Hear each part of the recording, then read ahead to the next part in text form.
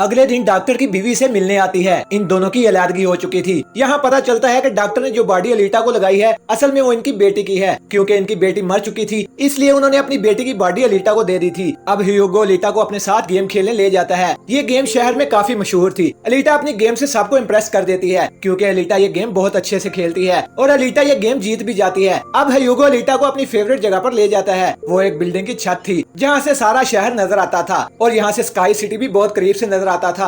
वहाँ पर एक काफी बड़ा पाइप भी होता है। ह्यूगो बताता है कि स्काई सिटी से सारा सामान इसी पाइप के जरिए ही आता है और मैं स्काई सिटी में जाने के लिए काफी मेहनत कर रहा हूँ और तुम देखना मैं एक दिन चला भी जाऊंगा। अलीटा पूछती है कि स्काई सिटी बिखरी हुई क्यों है, जिस पर वो इसे बताता है कि डॉक्टर ने तुम्हें असल में गार्बेज से उठाया था, वो गार्बेज स्काई सिटी का ही था। इसका मतलब ये है कि तुम स्काई सिटी से ही आई हो। लेकिन अलीटा को इसके बारे में कुछ भी याद नहीं था और वो मेमोरी लॉस की वजह से अपना सारा माजी भूल चुकी थी। अगले दिन डॉक्टर कहीं बाहर जाता है और अलीटा इसका पीछा करने लगती है।